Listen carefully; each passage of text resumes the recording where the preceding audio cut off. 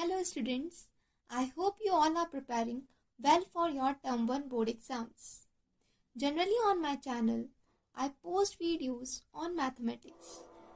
But I feel demystifying OMR is equally important for the Term 1 board exams.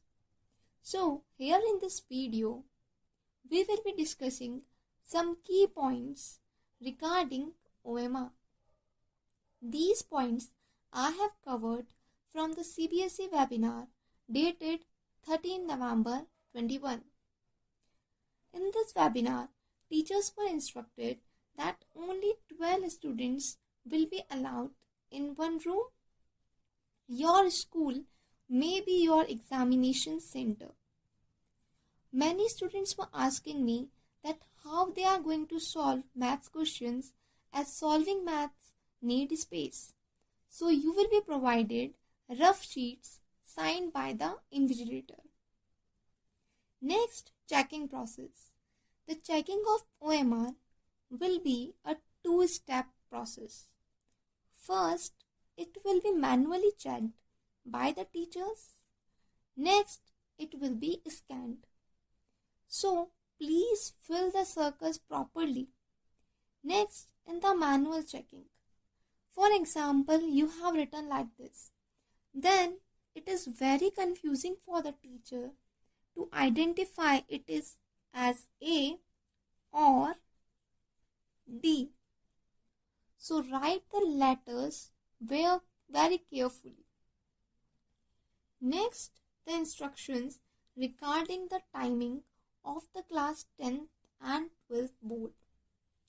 In the webinar, the timings were given as from 9:45 am to 10:45 am, the entry to the examination center will be open. At 10:30, you will be allowed to enter the examination room. From 10:45 to 11 am, your admit card will be checked. You will be allotted a seat or the general checking will be done. At 11, question paper and OMR packets will be opened. Now, very important is this reading time. You are given 20 minutes reading time. This is only reading time. You will be not allowed to write anything on the OMR or on the question paper, either with pen or pencil. So, utilize this reading time very well. In this reading time, you can identify which questions you are going to attend. For example, in mathematics section A, you have to solve only 16 questions out of 20. So, in this reading time, you can identify which 4 questions you are going to leave. And this will be very helpful in solving the paper. Next, from 11:30 to 1 will be your examination. This is your sample OMR sheet. This whole section will be filled already. You need not have to write anything over here. The only thing that you are going to fill is your question paper code. Next, second part of the OMR is your response part. In the response part, you are given with question number, the 4 responses option, a writing box and a hash symbol. For example, you are going to fill option A for question number 1. You have to fill the circle properly and write option A over here. Next, if you are not going to attend question number 2, you have to fill this hash circle. This hash circle shows that you are not attending this question and examiner is not going to check this. But for example, if you have filled both of these circles, you have filled B over here, written B, and again filled the hash circle, then it will be considered as not attended and you will not be given any marks for it, and this will not be considered in the 16 questions. So this is the basic way to fill the OMR.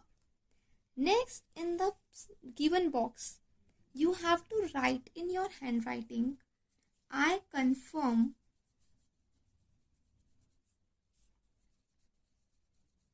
that all the particulars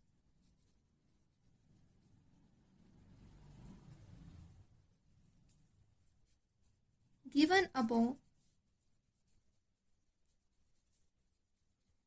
are correct, and you have to put your sign here. Below this are 4 columns: invigilator, evaluator, coordinator and observer. You have to write nothing over here. So simple thing for the OMR, this section will be already given filled. You have to just check is the information correct or not. Write question paper code over here and fill your responses in the second section. Then in your handwriting you have to write that all the information given here is correct and your signature. Fill the OMR with blue or black ball pen only. You cannot use pencil or can put any mark over here. For example, you have to attend only 50 questions and you are doing like this, that you have to do only 50. This is wrong. You cannot put any mark over here. Next, fill only small letters in the box. For example, if you are filling here option A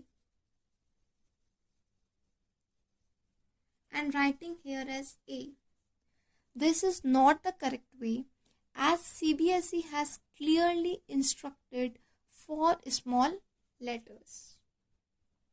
Next, extra important exam tip is use a ball pen with a thick point. Don't use a ball pen with a sharp or pointed nib, as it will take too long to fill the OMR. Next, suppose you are solving one question and filling the OMR. It may take a little longer time. Better option will be either divide it in the sets of 10 or start filling the OMR section wise. Suppose you have solved section A, then fill the OMR of section A. Or you can divide it in the set of 10. Solve 10 questions in your question paper and fill first OMR. Otherwise, it may be possible that you are busy in solving the question paper and you are left with no time to fill the OMR. Next important is, in the step 1, do the OMR filling a 2-step process. In step 1, fill only the circles. Then check your answers. Then fill the boxes. Otherwise, what will happen? Suppose you are going to fill here A. You have written here A. Then, while you are checking the paper, you find that your option was correct and you have to write C here. So you are filling C, cutting it and writing it as C. This is completely wrong method. You will not be allotted any marks for this. Your question will be counted as attempted and you will be given 0 marks for this. So it is better first fill only the circles, recheck your question And if you think that instead of A, you have to fill it as C, write here as C. The box answer will be considered as the final one. So you will be given marks for option C here. You are left with little time. Then instead of leaving both, just write your answers here. This is not the correct way. I am not saying this that do like this only, if you will not fill the OMR. But if you are left with no time, then instead of leaving all the questions, just write the answers in the box.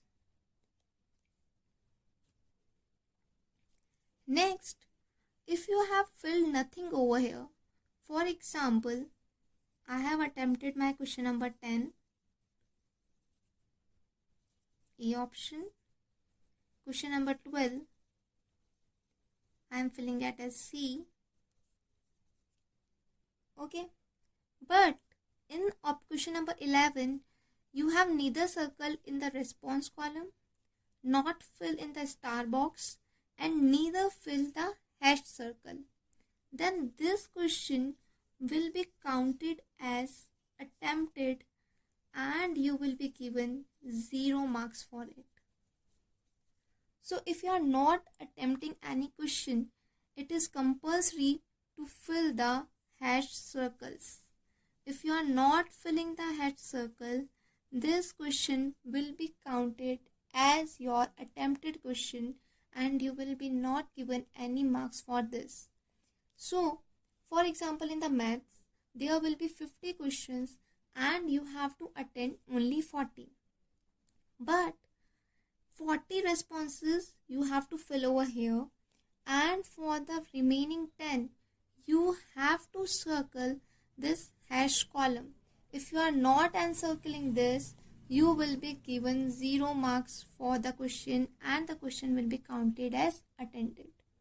So if you want the examiner to not count marks for this question, you have to circle the hash column. I hope this video will be helpful for you.